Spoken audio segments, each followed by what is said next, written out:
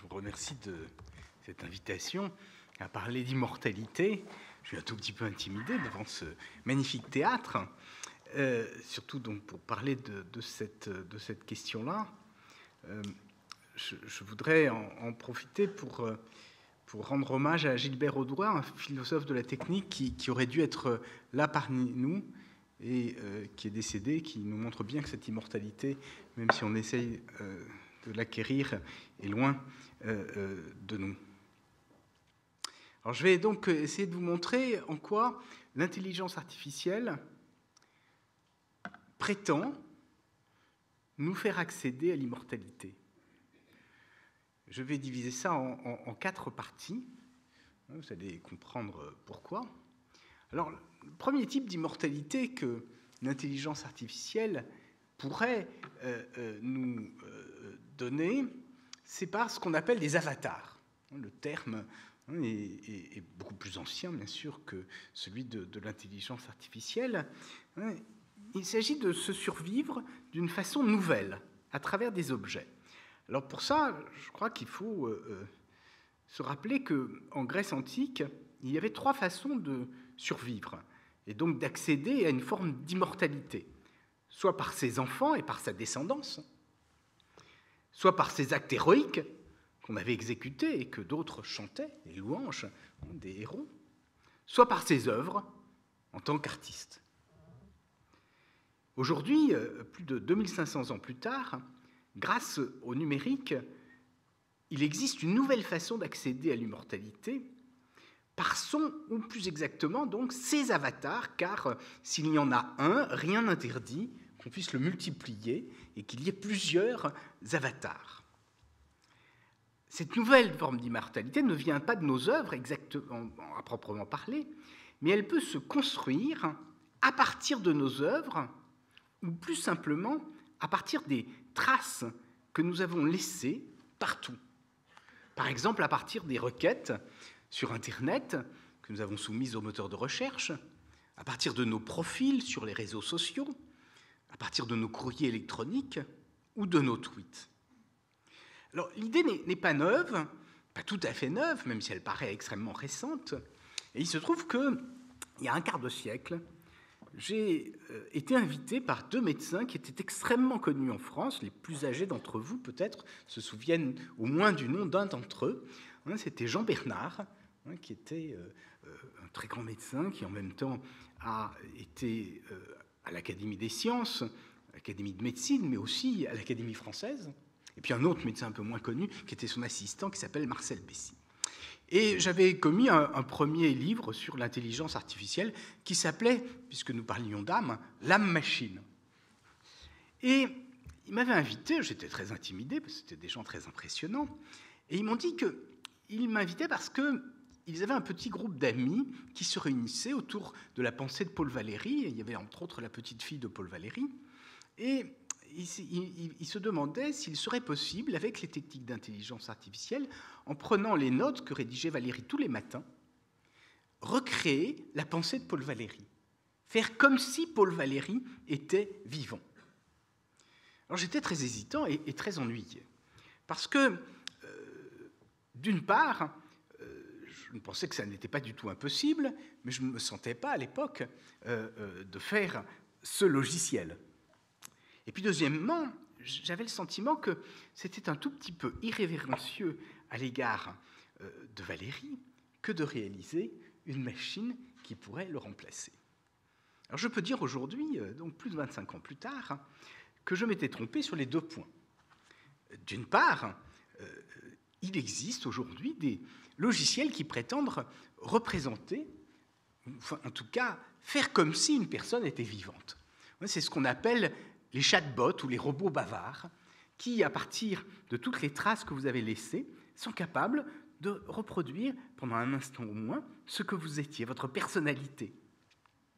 Et puis la deuxième raison, c'est que, en relisant l'œuvre de Paul Valéry, je me suis rendu compte qu'il avait lui-même imaginé que l'on pourrait être en mesure de faire revivre quelqu'un à partir des traces qu'il avait laissées.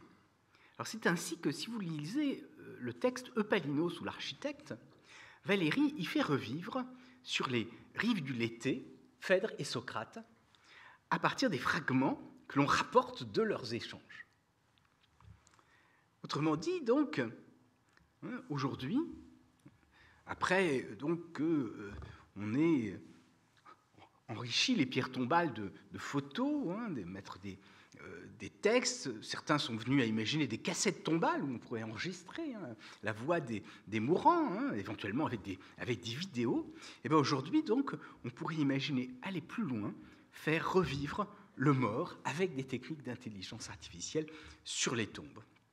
Alors, il est quand même à noter que ce n'est pas tout à fait sans danger, car on pourrait bien sûr être un tout petit peu trahi par des fragments qui seraient mal interprétés.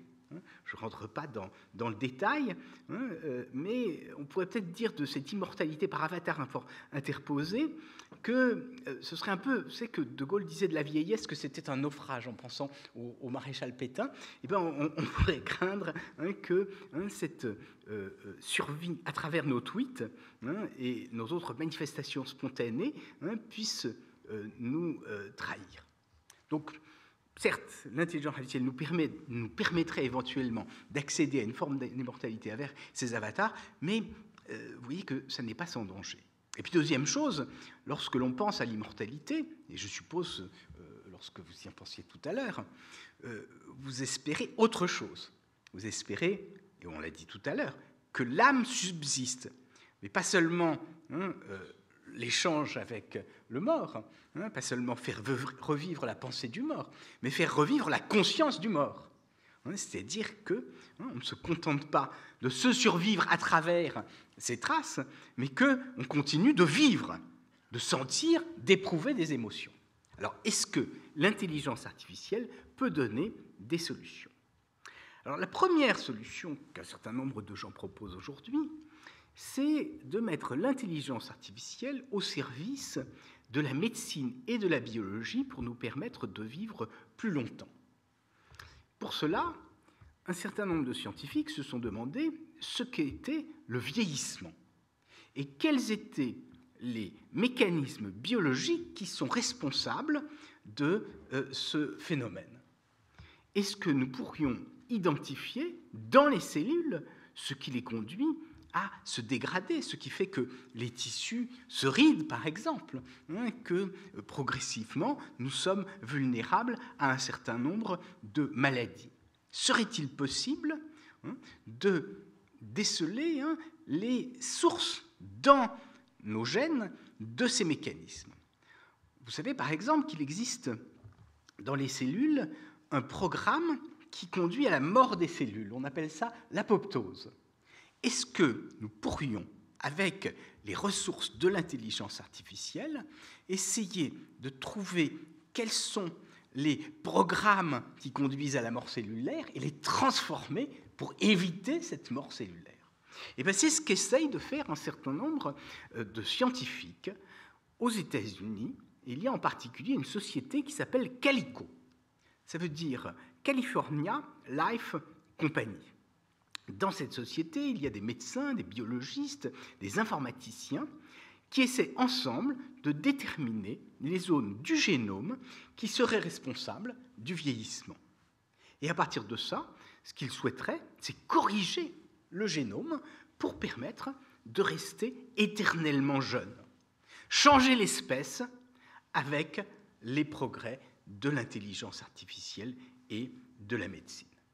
Alors nous nous retrouvons là devant un schéma, somme toute, assez classique, qui correspondait un peu à ce que Condorcet disait dès le XVIIIe siècle, par exemple dans l'esquisse d'un tableau des progrès humains, il nous dit, je vais vous le lire ici, « Serait-il absurde maintenant de supposer que ce perfectionnement de l'espèce humaine doit être regardé comme susceptible d'un progrès indéfini ? Qu'il doit arriver un temps où la mort ne serait plus que l'effet ou d'accidents extraordinaires ou de la destruction de plus en plus lente des forces vitales, et qu'enfin, la durée de l'intervalle moyen entre la naissance et cette destruction n'a elle-même aucun terme assignable. » Donc vous voyez, cette possibilité a été imaginée et des scientifiques pensent que nous pourrions éventuellement atteindre à cet état d'immortalité. Mais en même temps, vous voyez que c'est un travail scientifique extrêmement long, qui ne nous permet pas nous-mêmes d'espérer pour demain d'accéder à cette forme d'immortalité. Alors, l'intelligence artificielle ne s'arrête pas là. Et il y a d'autres spécialistes qui sont proches de ce qu'on appelle les transhumanistes, des chercheurs des pays plutôt anglo-saxons, qui croient, eux, au salut de l'humanité par les machines. Plus exactement, ils croient que non seulement celles-ci vont permettre de reculer la mort biologique, mais que nous pourrions prolonger la vie au-delà de cette mort biologique. Donc, vous voyez, nous sommes dans un registre différent. Et pour eux, ils l'affirment, c'est certain, la technologie va permettre très bientôt de faire sortir la conscience de son substrat naturel, le cerveau, et de l'hybrider à des ordinateurs hyperpuissants dans lesquels elle pourra poursuivre son cours. Cela ouvre, si ce n'est sur une vie éternelle, tout de moins sur une prolongation indéfinie de la vie et de l'esprit, tant que ces ordinateurs sur lesquels ces consciences subsisteront seront en marche. Alors cette espérance s'inscrit dans une perspective plus large, laquelle l'évolution des machines prendrait le relais de l'évolution naturelle.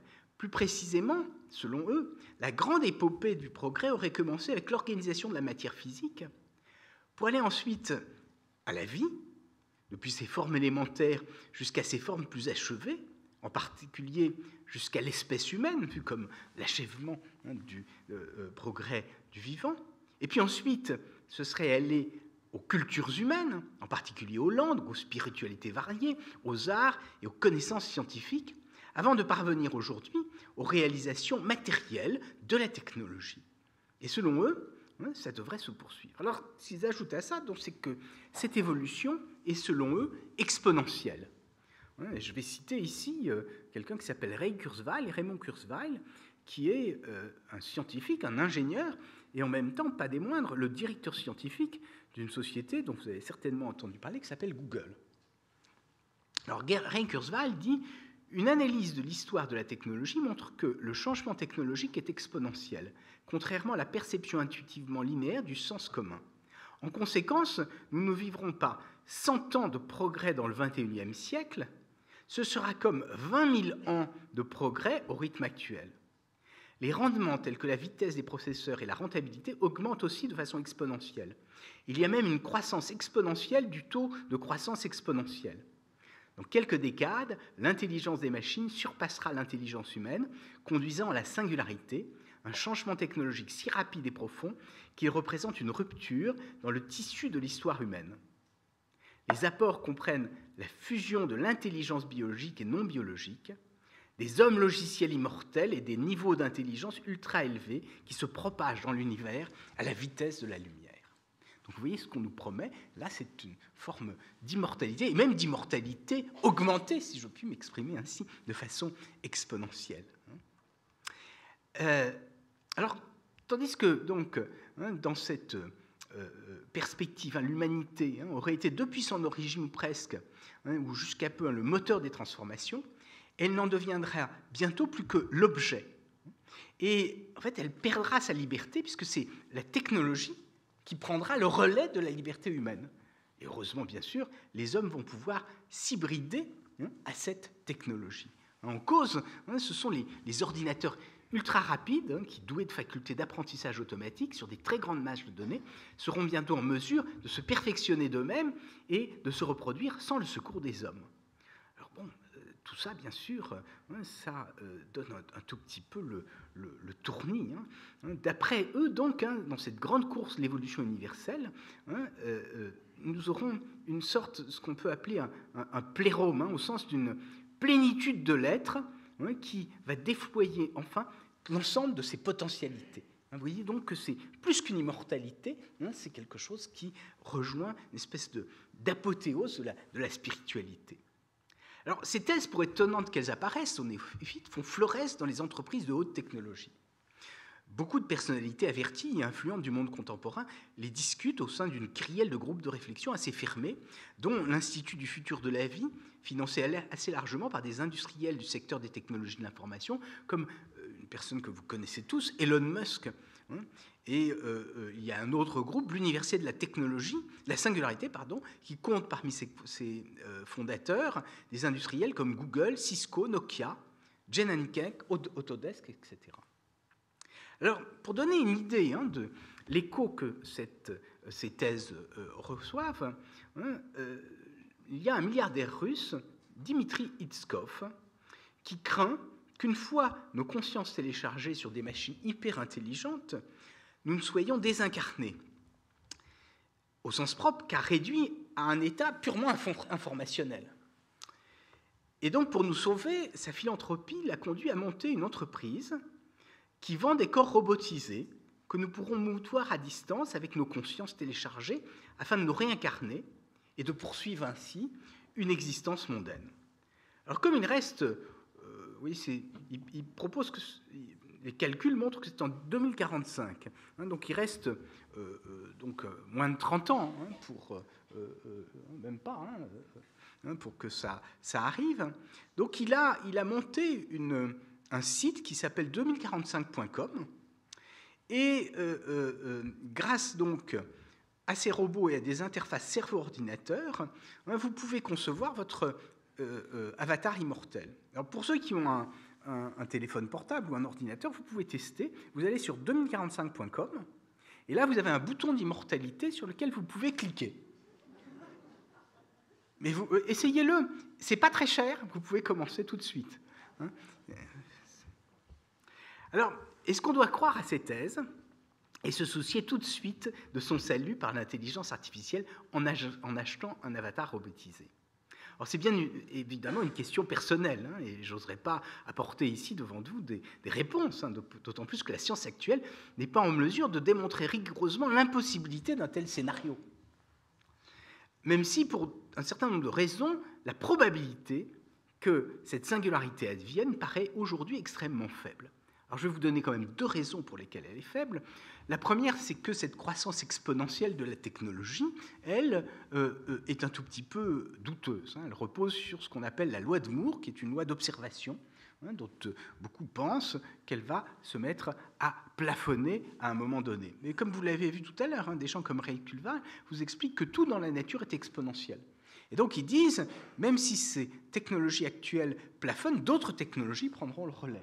Il dit donc qu'il va y avoir une rupture technologique qui va prendre le relais. Alors, est-ce qu'on peut anticiper une rupture technologique? Ça, c'est une question.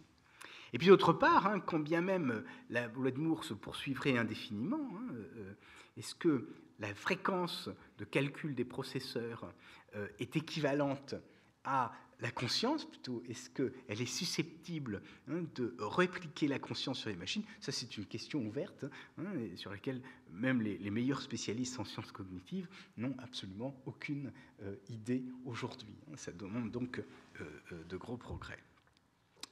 Alors, au reste, une petite parenthèse, c'est qu'il y a une question qui se pose, étrange, c'est pourquoi des sociétés aussi prestigieuses que Google ou des hommes d'affaires aussi connus qu'Elon Musk ou Bill Gates investissent autant dans les institutions que je viens de mentionner. Alors c'est d'autant plus étrange qu'eux-mêmes sont les gens qui font l'intelligence artificielle.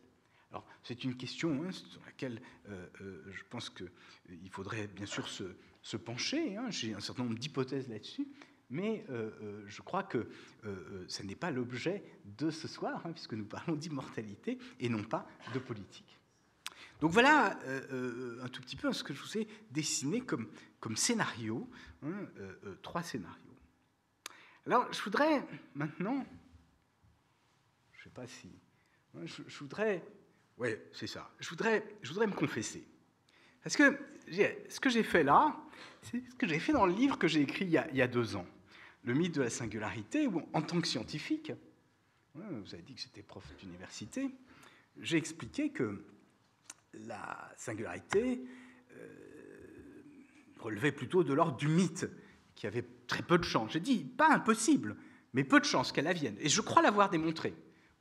Improbable, au sens, vous savez que l'improbabilité, c'est lié à la probabilité, c'est-à-dire à la preuve. Donc preuve, élément de preuve très faible. J'ai dit que ce n'était pas impossible, et effectivement, le problème, c'est qu'elle est advenue. Je me suis trompé. Et donc, nous sommes en 2048. Alors 2048, c'est important parce que je vous ai parlé de Ray Kurzweil. Il est né en 1948 et il a 100 ans. Et lui, il est très content, il continue à vivre. Mais le problème, c'est que, comble de malheur pour moi, non seulement donc je me suis trompé, ce qui est quand même très blessant, mais en plus, ma mère, ma propre mère, a été l'une des premières à vouloir se faire télécharger. Alors ça, c'est assez troublant. Alors qui plus est, elle a décidé, pour se réincarner, en plus elle m'a demandé d'acheter le robot, mais je n'ai pas voulu voir, et en fait, elle a choisi un robot sexuel. Alors là, j'étais quand même très embêté. Et maintenant, en plus, elle continue, elle fait éruption à tout moment dans ma vie. Alors, je vais peut-être vous raconter un peu ça et vous demander un peu votre compassion à mon égard. Alors, l'opération a eu lieu dans l'église Saint-Sauveur de Granville. C'est une église qui a été rachetée par l'église de la Voie du Futur. Alors, la Voie du Futur, c'est en anglais « The Way of the Future Church ». C'est une église qui a été fondée en 2017 par un ancien ingénieur de la société Uber, peut-être vous avez entendu parler de cette société, qui s'appelle Anthony Lewandowski. Et donc, cette église pense qu'effectivement, l'intelligence artificielle va nous permettre d'acquérir, d'aller vers une nouvelle spiritualité, puisqu'elle nous permet d'aller au-delà de la vie, une forme d'immortalité, justement. Et donc, dans cette opération, ce qu'on peut appeler une métampsychose numérique, vous avez différentes phases. Alors, la première phase, et là, ce que je veux vous montrer, c'est que l'immortalité, même si ça arrive, c'est quand même pas très drôle. Alors, la première phase, c'est l'excorporation. Qu'est-ce que c'est que l'excorporation? C'est sortir de son corps. Alors, ma mère, donc, qui était atteinte d'une maladie, elle décide de se faire télécharger. Donc, dans la clinique, donc, il y a une opération et on vide le cerveau de sa substance spirituelle, mais on garde le cerveau. On l'abîme un peu, mais le corps, moi j'ai vu, ça ressemble à elle, c'est assez troublant. Et on me dit non, elle n'est pas là, elle est là. Et là, c'est une petite pastille, comme je vois rien. Et elle m'envoie un texto. Sur mes lunettes, c'est bizarre parce qu'il n'y a plus de texto, c'est un truc vidéo. Bon, elle envoie un texto, parce qu'on n'envoie que des visios, elle envoie un texto. Alors voilà ce qu'elle dit. Elle dit ici, tout a disparu, le monde a disparu, la nuit a disparu, plus rien, plus de nuit, plus de jour, noir absolu. C'est l'autre nuit, une nuit totale, terrible, sans étoiles, sans lueur, sans parole. Ce n'est pas la pure nuit, le beau diamant de nuit. C'est une obscurité définitive. Un néant vertigineux, une absence abyssale. Le monde ne vient plus à ma rencontre, aucun accueil, le vide, je suis seul. Ce n'est pas moi qui suis là, et ce n'est pas de toi que je reste loin, ni des autres, ni du monde. Je ne suis pas là, je ne suis pas, je ne suis plus rien n'arrive, tout est derrière moi dans ma mémoire. Je ne suis plus que ce moi passé irrémédiablement. Je suis l'entièreté, plus de séparation, plus rien ne vient, plus rien n'advient. Alors, non seulement on imagine cette solitude totale, mais qui plus est, le temps propre de sa conscience est assez effrayant. Elle dit « Mon temps propre s'accorde désormais à la pulsation d'horloge de ma machine au rythme de son propre processeur. 3 pétahertz. » Alors peut-être pour les non-spécialistes, je voudrais rappeler que des pétahertz, c'est 10 puissance 15 hertz, c'est-à-dire 1 million de milliards de battements par seconde. C'est le rythme de pulsation des processeurs actuels. Nous sommes en 2048. Si on reprend l'évolution exponentielle qui avait été projetée par l'ingénieur Gordon Moore. Et donc 3 millions de milliards de cycles par seconde. Sur ces 5 minutes, cela fait donc presque 1 milliard de périodes qui se sont répétées aussi espesses chacune qu'un éclat de lucidité. Alors si on compte à l'aune de la conscience naturelle, 1 centième de seconde par éclat, cela fait plus de 3 milliards d'années pleines passées à remâcher tes mots imbéciles. Elle le dit à son fils, ça c'est autre chose. Alors, deuxième étape, le raboutage à ses capteurs. Donc tout d'un coup, vous voyez, elle est dans une petite... Alors, il y a une pile atomique pour qu'elle puisse vivre des milliers d'années, et puis on lui met des capteurs. Et là, bien sûr, elle est... tout d'un coup, c'est terrible parce que le monde vient à moi chaotique et inconsistant. Il est impalpable, mais il vient tout de même. Viendra-t-il peut-être aussi la séparation d'avec la nuit, puis un second jour et un troisième jour, et un autre encore qui donnera peut-être au espoir insensé naissance à un enchaînement indéfini de successions. Pour l'heure, la lumière me transperce tout entière. Je n'ai pas de paupières pour en interrompre le flux. Les battements de la cloche qui résonnent au-dessus des micros me pétrifient. Et il me manque une concordance des sensations instantanées. L'horlogerie de ma conscience est déréglée. À chacun des stades de ma mécanique perspective, il y a des trous, des arrêts, des débrayages. Je ne veux pas dire dans le temps, mais dans une certaine sorte d'espace. Il y a une discordance abyssale dont l'écartèlement a le poids de la terre, une angoisse acide en éclairs ponctuée de gouffres, une angoisse subite où l'esprit s'étrangle, se coupe de lui-même, provoque congélation mentale et asphyxie. Donc vous voyez, c'est terrifiant. Alors c'est moins terrifiant que la première. Et puis ensuite, elle décide de se faire réincarner avec le principe de Dimitri Hitchkov. Et elle me donne rendez-vous dans le bar de l'hôtel, enfin de la clinique. Alors oui, j'ai oublié de dire, donc c'est une clinique désaffectée, enfin une église désaffectée. Et là, j'arrive, et bon, je voudrais quand même, c'est un moment d'intimité, je voudrais être seul avec elle. Et je suis embêté parce qu'il y a une andréide qui est sur le bar. Ça m'énerve un peu. Puis elle est en retard. Je me dis, mais comment ça se fait qu'elle est en retard? Et puis là, je découvre que, en réalité, l'andréide, c'est ce qu'on appelle une PPP. Alors c'est pas une PP, vous savez, dans les années, je sais pas, 50, c'était un mot, une PP, c'est une jolie fille, c'est ça. Mais la PPP, c'est en 47, on a inventé, alors c'est les pulpeuses à peau de pêche. Ce sont des nouvelles andréides, et bon, elle s'est réincarnée là-dedans. Alors, ça me trouble un tout petit peu quand même. Bon, je mets du temps à comprendre, parce que ça n'a rien à voir avec l'idée que je pouvais me faire de ma mère. Mais en même temps, c'est vrai que c'est son désir. Enfin, et je ne pouvais pas. Et là, bon, c'est quand même un moment assez difficile. Alors, je ne vais pas réinsister sur le reste, parce que ce serait un tout petit peu long. Puis vous pouvez lire le roman, mais je vous demande votre compassion, bien sûr. Le problème, c'est que ma mère immortelle est toujours présente. Et ceux qui rêvent d'immortalité, en général, pensent à eux. Ils se disent, je voudrais effectivement continuer à vivre. Et elle, effectivement, elle pensait à elle. D'ailleurs, elle m'écrit une lettre, un peu avant sa métempsychose numérique, et elle dit, je pense que c'est peut-être ce que beaucoup d'entre nous souhaiterions à travers l'immortalité. Si je migre, ce n'est pas pour disparaître, mais pour me reconstituer. Le transfert sera pour moi le moyen de reconquérir le monde, d'y faire irruption à tout moment, de devancer l'avance incertaine des choses. Par le téléchargement, je réintroduis ma volonté dans la nature, je donne aux choses la forme de ma détermination, je me délivre du conditionnement de mes organes si défaillants, je choisis le corps qui incarnera ma pensée et dirigera mes forces. Vous voyez que c'est une volonté de puissance tout à fait considérable. Alors, a-t-elle, elle, pensé aux autres? Pensez-vous aux autres lorsque vous pensez à l'immortalité? C'est une question.